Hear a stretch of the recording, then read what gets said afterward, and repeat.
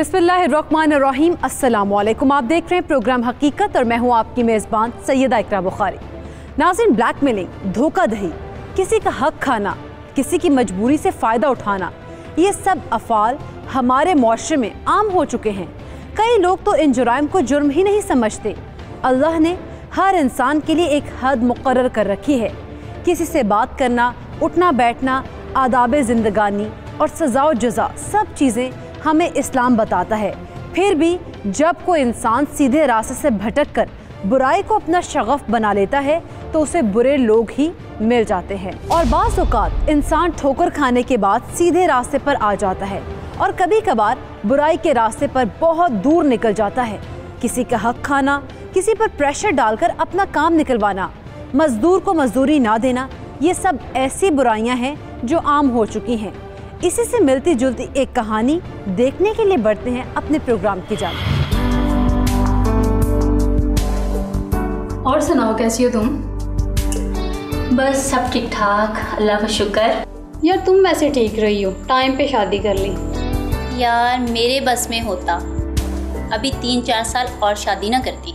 क्यों, ऐसा क्या हुआ? शोर से खुश नहीं हो तुम? नहीं, ऐसी बात नहीं।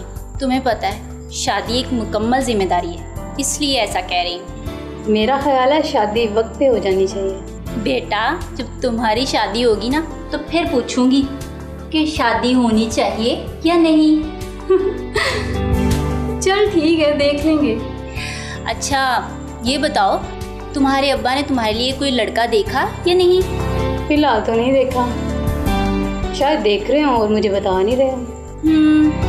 सही। अच्छा यार, तुम्हें याद है यूनिवर्सिटी में हम कितनी मौजे किया करते थे, और अब शादी के बाद हर कदम शौहर की इजाज़त से उठाना पड़ता है। हाँ, कह तो तुम ठीक रही हो, लेकिन आजकल जो हालात चल रहे हैं ना, शोहर से पूछ के ही चलें तो उसी में भलाई है। यार अब ऐसी भी बात नहीं, आज देखो तुम्हारी तरफ आना था, मुझे 10 बार मिन्नतें करनी पड़ी। वैसे यार दोस्तों से मिलने देना चाहिए। वो कहते हैं जहाँ भी जाएं साथ ही जाएं।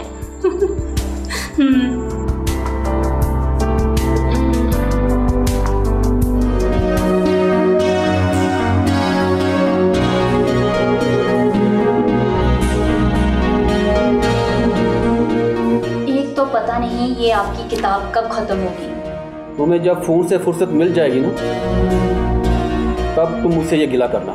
आप किताब पढ़ने में मसरूफ थे और मैंने फ़ोन पकड़ लिया। ये ले जनाब, रख दी किताब। अच्छा अब बताएं क्या हुक्म है? कभी मुझे भी टाइम दे दिया करें। सारा दिन दफ्तर और घर आते ही आप दूसरे कामों में बिजी हो जाते हैं। तुम फिर से शुरू हो गई। तुम्हें पता है मेरा सारा दिन तुम्हारे लिए तो गुजरता है। मुझे क्या पता सारा दिन मेरे लिए गुजरता है या नहीं गुजरता। मेरे साथ तो नहीं गुजरता, घर में होते हुए भी आप पता नहीं कहाँ घूम रहते हैं। आपको पता नहीं कैसे यकीन आएगा। आपको क्यों ऐसा लगता है कि मैं आपको वक्त नहीं देता? तो बताएं, कभी मेरी किसी काम में कोई मदद की? कोई 2 लफ्ज़ मोहब्बत के मेरे साथ बोले? यार मेरे ख्याल से मैं कुछ ज़्यादा एक्सप्रेसिव नहीं हूँ, शायद इसलिए तुम्हें ऐसा लगता है। मुझे नहीं पता। अच्छा, मुझे लगता है तुम अब ऐसे खुश नहीं होगी। अच्छा ऐसा करते हैं, अगले वीकेंड पे कहीं बाहर खाना खाते हैं। मुझे नहीं जाना कहीं। अच्छा, लगता है कि इस बार भी मुझे अकेले ही जाना पड़ेगा।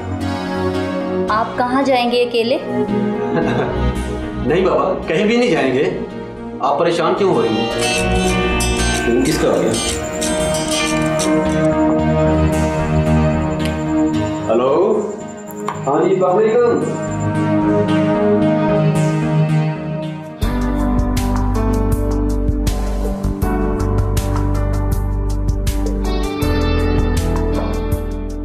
वाह बेटी, क्या तो तुमने बड़ी अच्छी बनाई है। वो तो मैं हमेशा बनाती हूँ। तुम्हारी माँ ने तुम्हारी तरबियत बहुत अच्छी की है। काश वो हमें इतनी जल्दी छोड़ कर न चली जाती। हाँ, अम्मा होती तो क्या बात है। आप सारा दिन काम करते हैं और मैं घर पे बोर होती हूँ। मुझे इस बात का अंदाजा है मैं सोच रहा हूँ तो अच्छा लड़का ढूंढकर तेरी शादी कर। मैं आपको छोड़ के कहीं नहीं जा रही हूँ, आप अकेले रह जाएंगे। नहीं बेटा, मैं अकेला बिल्कुल नहीं रहूँगा। वो कैसे? मैं बेटी ऐसे लड़के की तलाश में हूँ जो घर तमाम बनने के लिए तैयार है। ये सारी जायदाद, ये सारा घर आप लोगों ने, यही रहो, आपके लिए बनाया है। बाबा, मैं चाहती हूँ आपका दामाद खुद मुख्तार और लालची ना हो। एक्सीडेंट, इस बात पे तो कभी ध्यान ही नहीं गया। कोई बात नहीं बेटा, जैसे तुम कहोगे वैसे ही। मगर एक बात मैं आपसे पूछना चाहता हूँ। जी बाबा। अगर कोई लड़का आपको पसंद है मुझे बता दो, मैं खुद आपकी शादी उससे कर दूँ। मैं आपकी बेटी हूँ, मुझे अपनी हदूद का पता है, आप बिल्कुल बेफिक्र हैं। शाबाश मेरी बेटी, चलें चाय पिए, फिर बाद में गपशप करते हैं।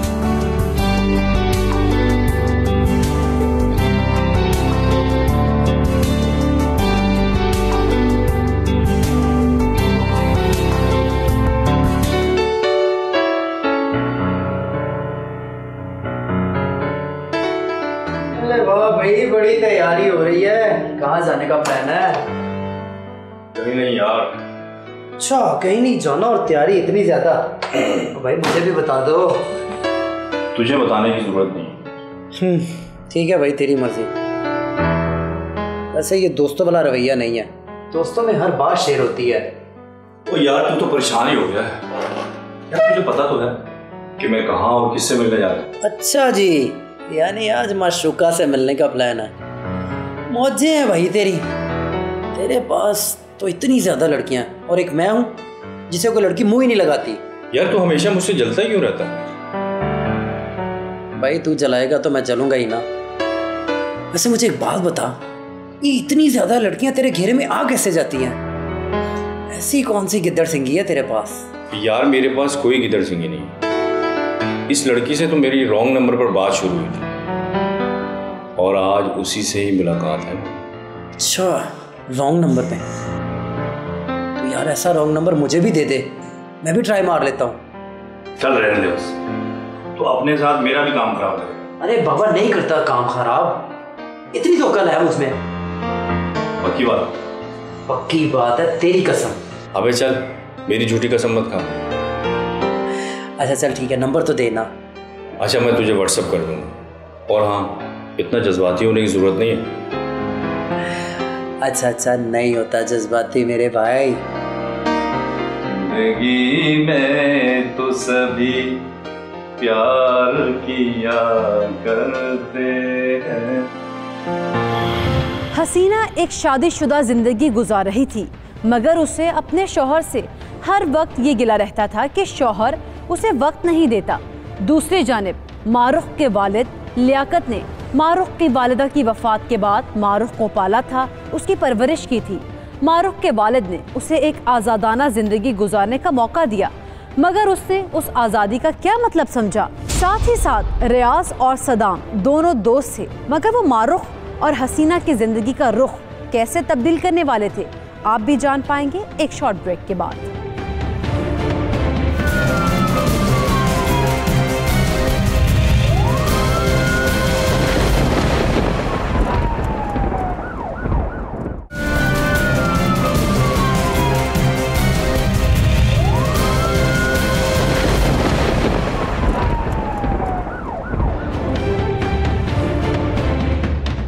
Welcome back. नाज़रीन, ब्रेक पर जाने से पहले हमने देखा कि हसीना और मारूख सहेलियां हैं, जबकि दूसरी जानिब सदाम और रियाज दोस्त हैं। सदाम रियाज को हसीना का नंबर देता है ताकि रियाज उसे बातचीत कर सके और उसका एतमाद हासिल कर सके। अब रियाज और सदाम मारूख और हसीना की जिंदगियों पर कैसे असर अंदाज होंगे? क्या हसीना रियाज के कहने पर अपने शौहर से तलाक ले लेगी? और अगर तलाक ले लेती है तो रियाज और हसीना की शादी हो पाएगी भी या नहीं? दूसरी जानिब सदाम अपना रिश्ता मारूख के घर भेजेगा या फिर कहानी का रुख किसी और ही समत जाएगा? जानने के लिए बढ़ते हैं कहानी की जानिब।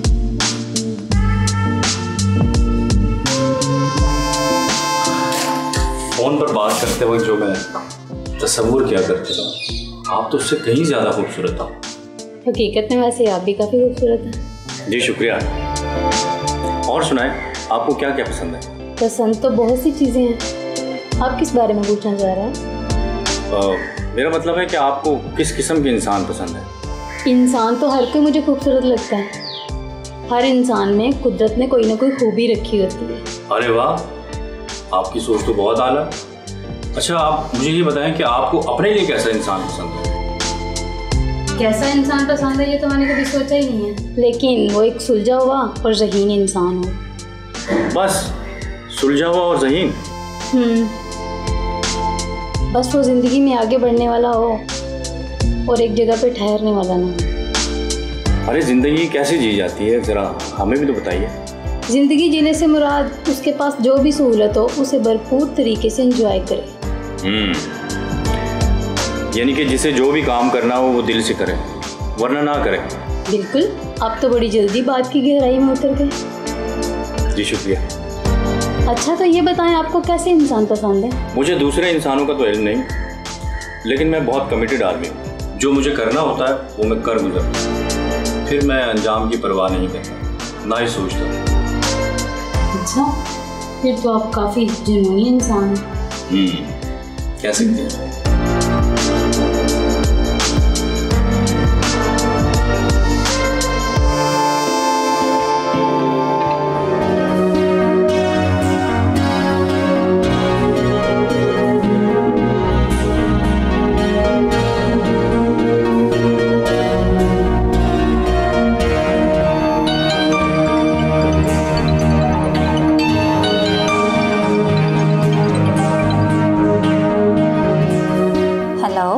हेलो, अस्सलाम वालेकुम। जी कौन? कॉल आपने की है, आप बताएं आप कौन? जी मैं नायला से बात करना चाह रहा था। Sorry, wrong number.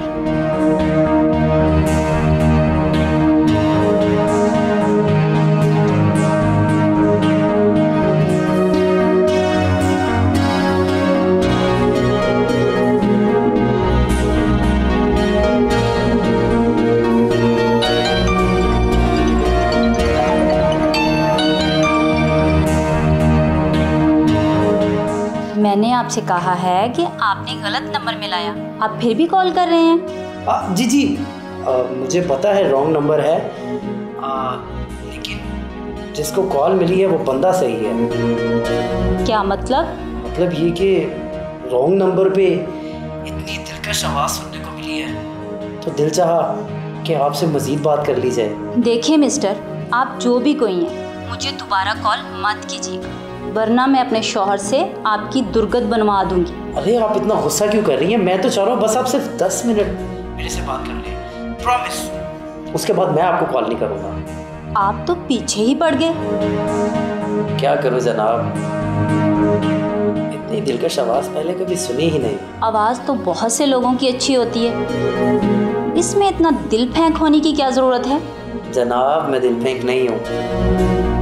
आजकल इतनी ज़्यादा फ्रस्ट्रेशन में अगर एक इंसान किसी दूसरे इंसान की तारीफ़ करता है तो उसे झूठ ही लगता है। बात तो आपने ठीक की है, दरअसल हालात ही कुछ ऐसे हैं, किसी पे एतबार करना इंतहाई मुश्किल हो गया है। जी मैं आपकी बात को समझ सकता हूँ, मगर कभी कभी इंसान एतबार ना करके पछताता है, इसलिए मैं चाहता हूँ कि आपको पछतावे का मौका ही ना दो। बहुत दिलचस्प गुफ्तगू करते हैं आप। जनाब अभी तो आपने सिर्फ 2-3 बातें समाप्त की हैं, आगे आगे देखिए होता है क्या। अच्छा जी, चलें, आपके 10 मिनट हो गए हैं, खुदा हाफिज। अरे रुकिए रुकिए, आपका वक्त तो बड़ी जल्दी गुजर जाता है, मेरे पास तो सिर्फ 1 मिनट गुजरा है।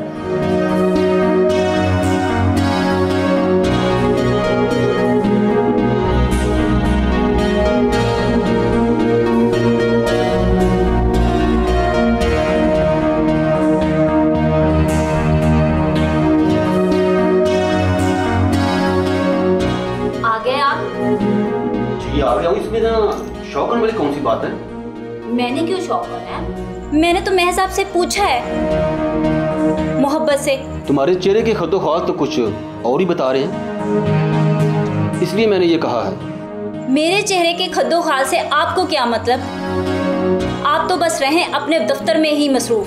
यार आप फिर से शुरू हो गई हैं। एक तो बंदा सारा दिन ऑफिस से थक के आता है, 2-4 मिनट तो तहम्मुल से काम ले लो आप। कैसे तहम्मुल से काम लूं? आपको पता है मैं सारा दिन आपका इंतजार करती हूँ। आज कुछ बैठे बैठे सोच रही थी। अच्छा ये बताइए बेगम, आज खाना क्या बनाया आपने? आज कुछ बनाना था। क्या मतलब है? आप भूल गए? आज वीकेंड है और आपने कहा था इस दिन हम कहीं बाहर खाना खाएं। I am so sorry. यकीन करें ऑफिस में इतना काम था ना, ये बात जहन से निकल गई। अच्छा प्रॉमिस करता हूँ नेक्स्ट वीकेंड पे जरूर जाएंगे पापा, पक्का। रहने दें आप फ्रेश हो जाएं, मैं खाना लाती हूँ। खाना बनाया आज? जी बिल्कुल खाना बनाया है, क्योंकि मुझे पता था आप भूल जाएंगे। यार मैंने कहा ना सॉरी। यार तुम मुझे एक कॉल करके याद करवा देती आज। कितनी बार याद करवाऊं? इंसान को खुद भी एहसास होना चाहिए। अच्छा क्या बनाया खाने में? कुछ आपकी पसंद का ही बनाया है। आप फ्रेश हो जाएं, मैं खाना लाती हूँ। भाई आज तो पिट ही जाना था बेगम से।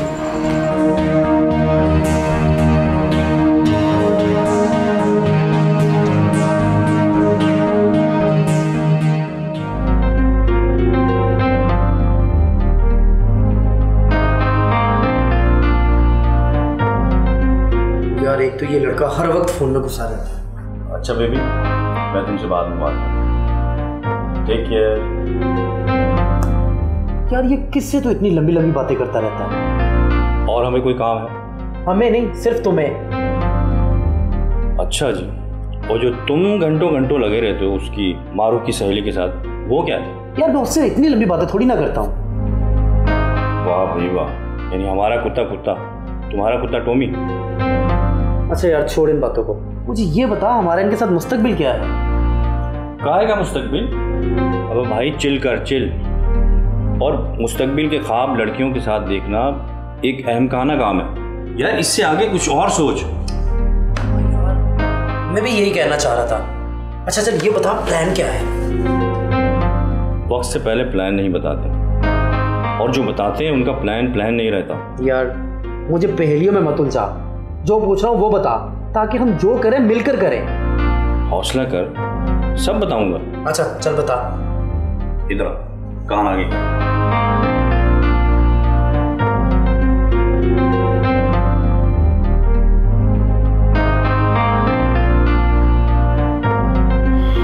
मारूफ और सदाम एक दूसरे से मोहब्बत के अहदो पैमा कर चुके थे, और दूसरी जानिब हसीना जो कि एक शादीशुदा खातून थी, मगर उसे अपने शौहर माजिद से हर वक्त गिला रहता था कि वो उसे वक्त नहीं देता, जबकि माजिद का कहना था कि वो दफ्तर में मसरूफ रहता है और नौकरी भी अपने घर के अखराजात बर्दाश्त करने के लिए करता है, इसीलिए वो अपनी बीवी को ज़्यादा वक्त नहीं दे पाता। मगर हसीना अपने शौहर के इस जवाब से मुत्तफिक ही नहीं थी। इसी सूरत हाल में हसीना को रियाज की कॉल आती है और उनकी बातचीत का आगाज़ हो जाता है। अब देखना यह है कि जब हसीना के शौहर माजिद और मारूफ के वालिद लियाकत को इस बात की खबर होगी तो उनका क्या रद्द-ए-अमल होगा। दूसरी जानिब हसीना और मारूफ की ज़िंदगी कैसे तब्दील हो जाती है, ये सब आप भी देख पाएंगे एक ब्रेक के बाद।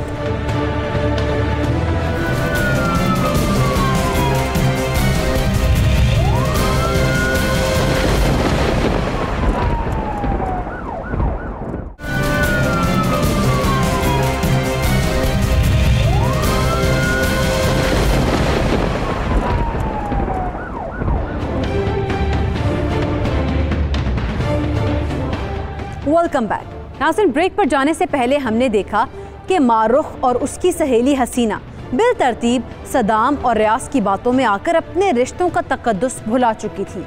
हसीना का शौहर उसके लिए दिन भर मेहनत करता था, मगर वो उसे नज़रअंदाज कर रही थी। दूसरी जानिब मारूफ अपने वालिद के एहसानात को भी भुला चुकी थी।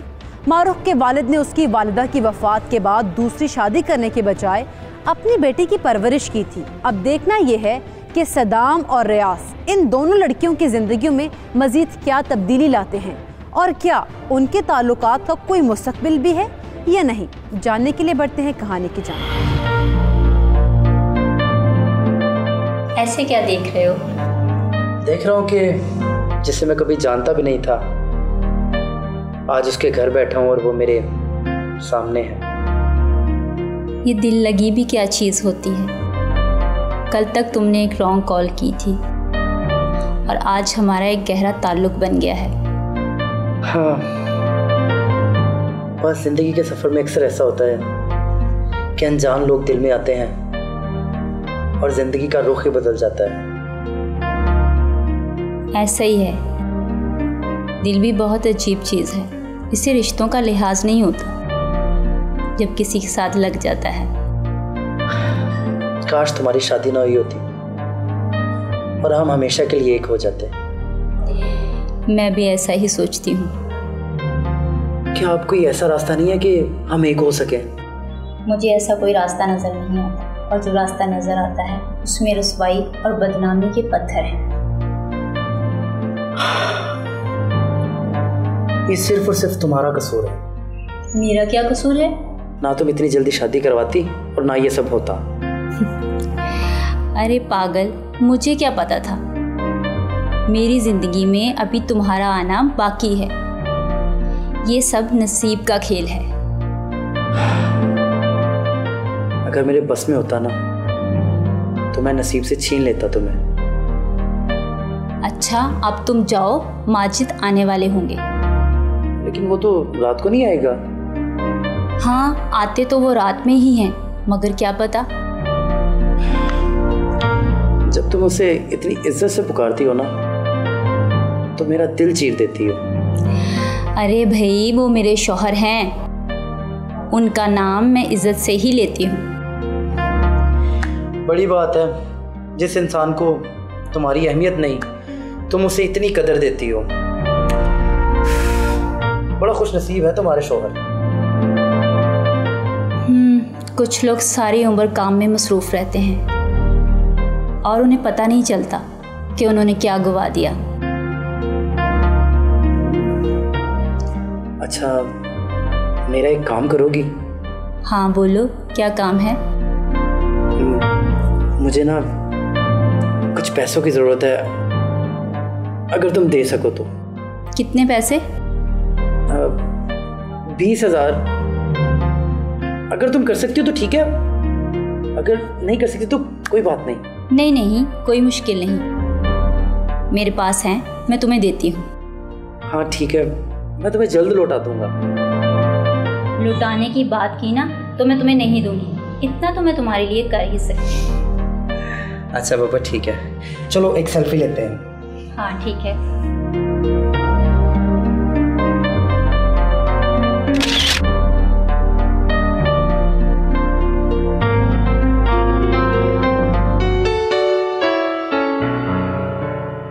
बेटी, आपके लिए मैंने एक रिश्ता देखा है। लड़का पढ़ा लिखा है और उसके खानदान के लोग भी कम हैं। अच्छा लड़का है, वेल सेटल्ड है। मुझे शादी नहीं करनी। क्यों भाई, ये क्या बात हुई? मैं सोच रही हूँ मैं मजीद आगे पढ़ाई कर लूँ। वो पढ़ाई तो बेटा आपकी खत्म हो चुकी है, ये फिर आपको अचानक पढ़ाई दोबारा करने का ख्याल कहाँ से आ गया? अब्बा बस अपने मुस्तकबिल का सोच के कह रही थी। मेरी सारी जिंदगी कमाई जो है बेटा आपकी, और शादी के बाद आपके शौहर भी कमा के लाएंगे, वो भी आपको देंगे। इस तरह आपका जो मुस्तकबिल है वो तो महफूज हो गया। अब आपको शादी के बारे में सोचना चाहिए। मुझे कोई नहीं करनी शादी वादी। मुझे लग रहा है कि आप मुझसे कोई बात छिपा रही हो। नहीं, ऐसी कोई बात नहीं है। मैं भला आपसे क्यों कोई बात छुपाऊंगी? मैं तुम्हारा बाप हूँ बेटा, मैं तुम्हारा चेहरा पढ़ के बता सकता। सच बात जो है मुझे वो बताओ आप। कुछ भी नहीं है अब्बा, आप खामखा फिक्रमंद हो रहे हैं। बेटी तुम्हारी कोई पसंद है तो बता सकती हो। मैंने शादी के नाम पर आपको चिढ़ते हुए ये पहली बार देखा है। अब्बा आपको पता भी है मैं आपको कभी शर्मिंदा नहीं कर सकती। अगर कोई ऐसी बात होगी तो मैं आपको ज़रूर बताऊंगी। अभी मैं इस मौजू पर बात नहीं करना चाह रही। आपको पता है मेरी और आपकी अम्मा की लव मैरिज हुई थी, और ये हमने अपने वालिदैन की रजामंदी के बाद की थी। ये कैसी बातें कर रहे हैं आप? जाएं आप, मुझे आपसे बात नहीं करनी है। अच्छा, आप ऐसी वैसी बात नहीं करते भाई। अगर कोई ऐसी वैसी बात होगी तो मैं आपसे ज़रूर शेयर करूंगी। अभी मैं चलती हूँ, किचन में थोड़ा काम है।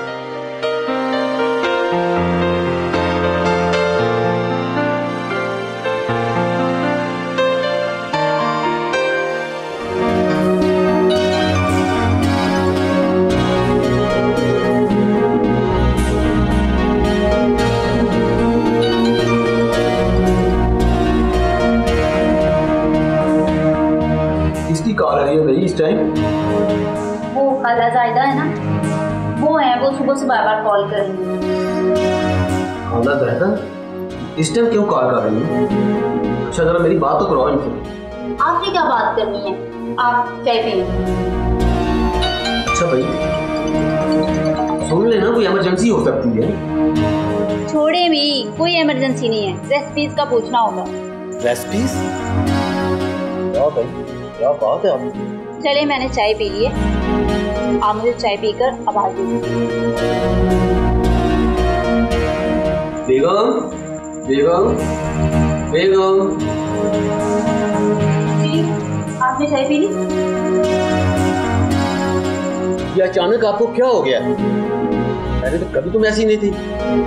हम हमेशा एक साथ इकट्ठे चाय पी के उठा करते थे। इसमें कौन सी बड़ी बात है? लाजमी थोड़ी है इंसान की आदत हमेशा एक जैसी रहें। आदतें भला एक जैसी ना रहें, लेकिन तमीज बरकरार रहनी चाहिए। मुझे तमीज मत सिखाएं। एक तो आप मुझे वक्त नहीं देते और ऊपर से मुझे बातें सुना रहे हैं। मैं ऑफिस में सिर्फ तुम्हारे लिए सारा दिन मेहनत करता हूँ। किसी चीज की आज तक कमी आने दी है तुम्हें? चीजों के साथ इंसान को और भी बहुत कुछ चाहिए होता है। क्या चाहिए तुम्हें? तुम्हें अंदाजा है हमारी शादी को पूरे 2 साल हो गए और अभी तक हमारे घर में औलाद नहीं हुई, और ये बात मुझे अंदर ही अंदर से खाई जा रही है, और तुम्हें इसकी जरा तक परवाह नहीं है। अब ये भी क्या मेरी गलती है? मैंने कब कहा तुम्हारी गलती है? लेकिन तुम मेरे दर्द और गम में मेरा साथ तो दे सकते हो, लेकिन तुम्हारे पास इतना टाइम कहाँ से आया? सीना मेरी बात कान खुल के सुन लो। अगर तुम मेरे साथ इतनी कंफर्टेबल नहीं हो, मुझसे तंग आ गई हो, तो तलाक ले लो मुझसे। अपनी जान छुड़ा लो मुझसे तुम। आप तो चाहते ये हैं। बकवास बंद करो अपनी।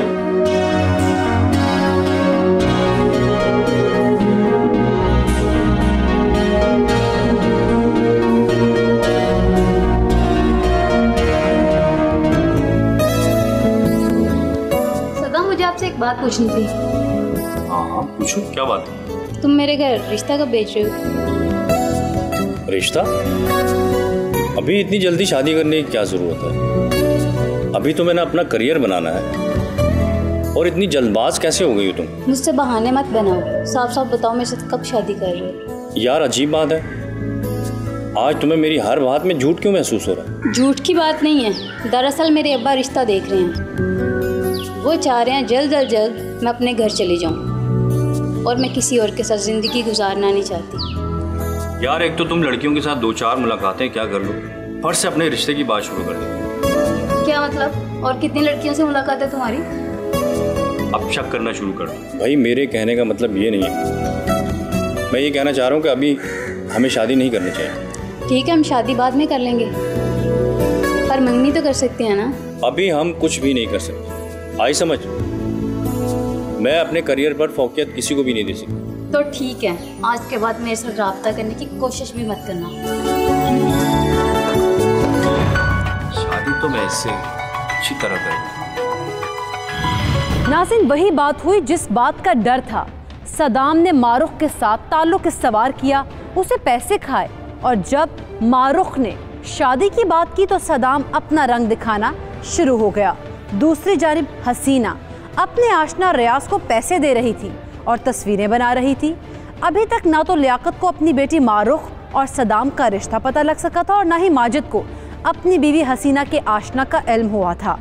हाँ, माजिद को अपनी बीवी हसीना पर शक हुआ था, मगर उसे नज़रअंदाज कर दिया।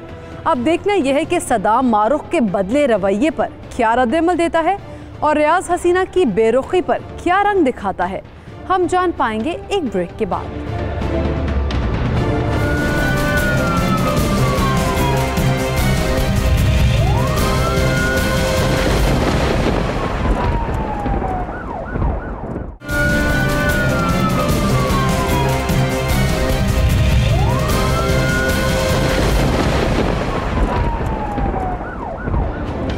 Welcome back. नाज़रीन, ब्रेक पर जाने से पहले हमने देखा कि सदाम और रियाज दोनों दोस्त मारूख और हसीना जो कि आपस में सहेलियां थी और ये आपस में गहरे ताल्लुकात इस्तवार कर चुके थे। लियाकत जो कि मारूख का वालिद था, उसे अपनी बेटी के इस ताल्लुक के बारे में खबर ही नहीं थी, जबकि माजिद भी अपनी बीवी हसीना की हरकतों से बेखबर था। मगर अब सदाम और मारूख के साथ साथ हसीना और रियाज के ताल्लुक में भी दरारें आ चुकी थी। जानने वाली बात यह है कि सदाम और रियाज मारूख और हसीना से अपनी बेइज्जती का बदला कैसे लेने वाले थे। जानने के लिए बढ़ते हैं कहानी की जानिब।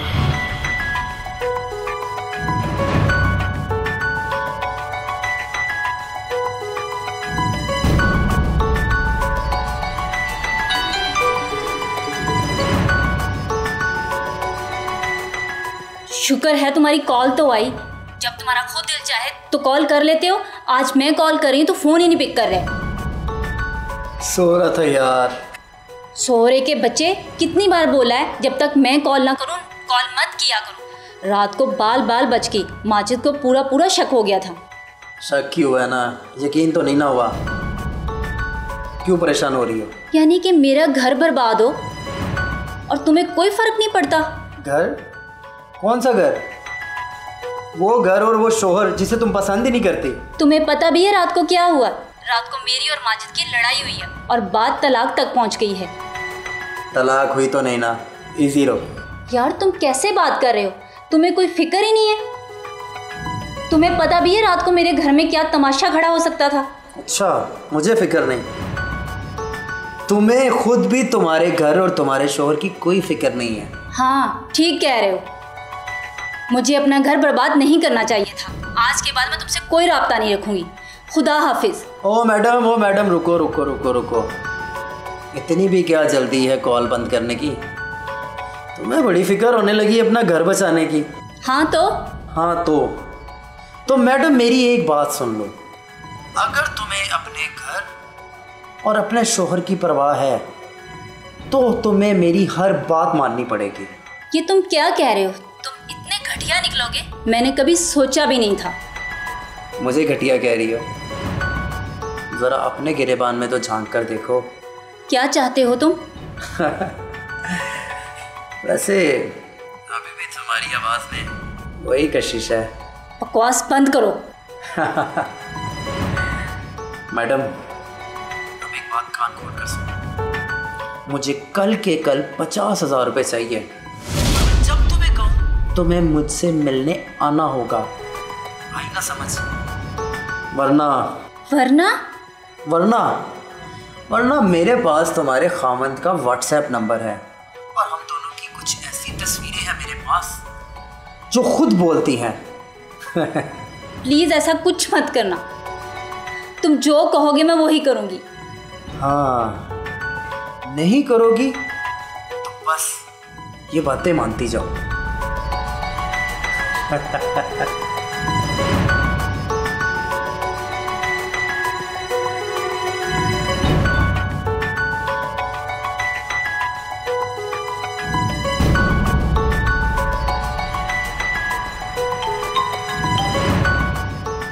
अब तुमने फिर मुझे कॉल की।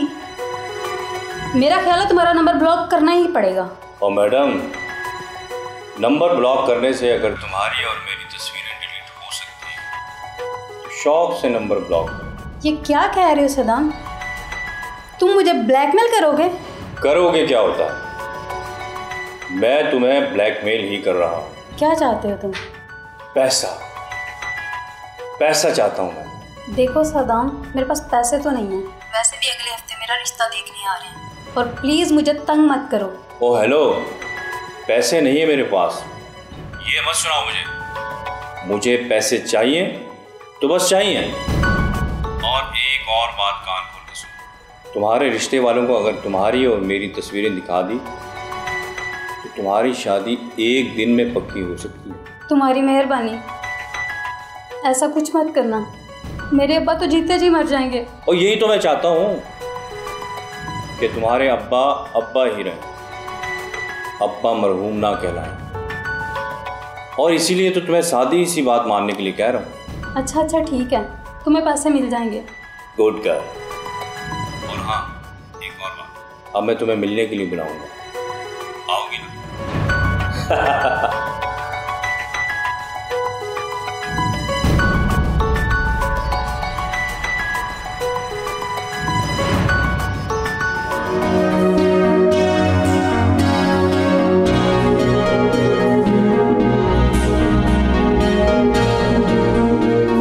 यार तुम तो शादीशुदा थी, फिर भी उसके चक्कर में कैसे आ गई? बस यार, बहुत बड़ी गलती हो गई। मैं अपने खामद की गुनाहगार बन गई हूँ और ऊपर से ये अजाब सर पे पड़ गया। यार मारो, कुछ कर यार, मैं बहुत परेशान हूँ। मैं तुम्हें कैसे बचाऊं? मैं तो खुद इस जाल में फंसी हुई हूँ। मेरे से भी पैसे और मिलने का कह रहा है। अगर एक दफ़ा पैसे दे दिए तो आए रोज़ यही रहेगा। यार यही तो परेशानी है। मेरा शौहर बेचारा, अगर उसे पता चल गया कि उसकी बीवी क्या गुल खिला रही है, वो तो मुझे 1 मिनट में तलाक दे देगा। यार मुझे तो मेरे अब्बा की फ़िक्र हो रही है, उनकी नज़रें तो शर्म से झुक जाएंगी। काश हमने ये गुनाह ना किए होते तो आज ये डर ना होता। मैंने तो सदाम से दिल से मोहब्बत की थी, देखो आज उसने मेरे साथ क्या किया। यार खूनी रिश्ते और शौहर के अलावा कोई मोहब्बत नहीं होती। इससे मुझे ये सबक मिला है, मेरा शौहर मुझे वक्त दे या ना दे, लेकिन वो हर लम्हा मेरे लिए ही जीता है। यार तुम्हें पता है, अम्मा की वफ़ात के बाद मुझे उन्होंने माँ बन के पाला है और उनके सामने नज़रें उठाने की मेरे में हिम्मत नहीं है। अच्छा यार एक बात है, वो उस लड़के का नंबर और वो तस्वीरें जो उसके पास हैं, वो तेरे पास भी है ना? हाँ मेरे पास वो सब कुछ है, सारे मैसेजेस और कॉल्स भी पड़ी हुई हैं। मैंने अपने मोबाइल में कॉल रिकॉर्ड भी इंस्टॉल किया हुआ है। मेरे पास भी ये सब कुछ है। हमें एक काम करना होगा। क्या? यार हम ना पुलिस के पास चलते हैं, कोई ना कोई हल निकल ही आएगा। हाँ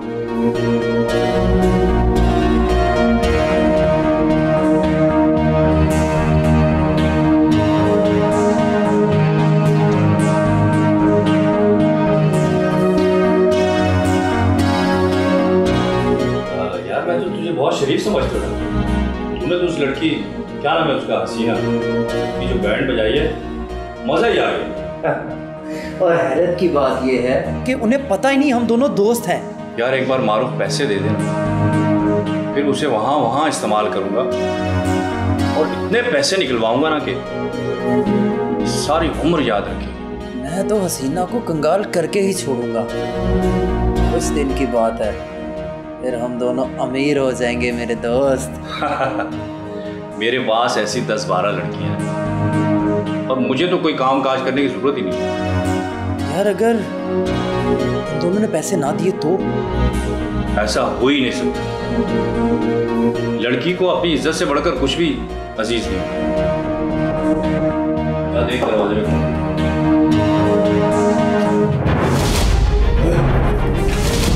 बहुत शौक है ना तुम्हें लड़कियों की इज्जत से खेलने का। अब मैं बताऊंगा तुम्हें लड़कियों की इज्जत से कैसे खेला जाता है। ले चलो इन्हें।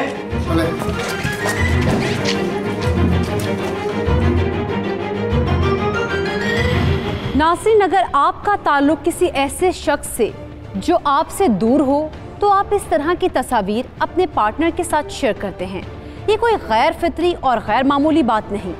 ऐसी ही मनफी सोच के लोगों की वजह से बहुत सी ख़वातीन खामोश रहती हैं और शर्मिंदा होती हैं। इसी बात का फ़ायदा उठाकर बिलखुसूस ख़वातीन को ब्लैकमेल किया जाता है। दूसरी जानिब वो ख़वातीन जो रिश्तों का तक़द्दुस पामाल करती हैं, अपने हकीकी रिश्तों को नज़रअंदाज करके किसी नाआशना को अपना आप सौंप देती हैं, उनका अंजाम अमूमन बहुत बुरा होता है। नाज़रीन, कहते हैं कि खूबसूरत ज़िंदगी का राज रिश्तों की कदर में ही पोशीदा है। हर रिश्ता अपनी जगह अहमियत का हामिल होता है। रिश्ते की अहमियत को समझने की ज़रूरत है, क्योंकि इंसान की ज़िंदगी एक दरख्त की मानंद है, जिससे मुंसलिक हर रिश्ता हरे भरे पत्तों और शाखों की तरह भला लगता है। इंसान ऐसा शजर है जिस पर अरमानों और उमंगों की कौंपलें फूटती हैं। उनसियत, चाहत, कुर्बत और उल्फत के मौसम उसे परवान चढ़ाते हैं, उस पर मोहब्बतों के फूल खिलते हैं और अंजाम कार वो फल मिलता है जो ना सिर्फ ज़िंदगी का हासिल होता है, बल्कि वो नए पौधे उगाने और उनकी आबियारी करने का भी जिम्मेदार होता है। अगर इस शजर की शाखें टूट जाएं और पत्ते मुरझा जाएं, तो दरख्त भी एक दिन सूख जाता है। लिहाजा वो रिश्ते जो हमारे दरमियान होते हैं वो बिलाशुबा अल्लाह ताला की नेमत हैं। इसीलिए हमें चाहिए कि रिश्तों की कदर करें और किसी से ब्लैकमेल होने से पहले गलत काम ही ना करें, क्योंकि ब्लैकमेलर हमेशा आपकी गलती या कमजोरी को ही पकड़ता है। मुखलिस और सच्चा आदमी बेबहा दफा ब्लैकमेल होने से बच जाता है। नाज़रीन, अपने इर्द गिर्द होने वाले जराइम के खिलाफ आवाज़ बुलंद करते रहिए। अपनी मेज़बान सैयदा इकरा बुखारी और टीम हकीकत को दीजिए इजाज़त। अल्लाह निगहबान।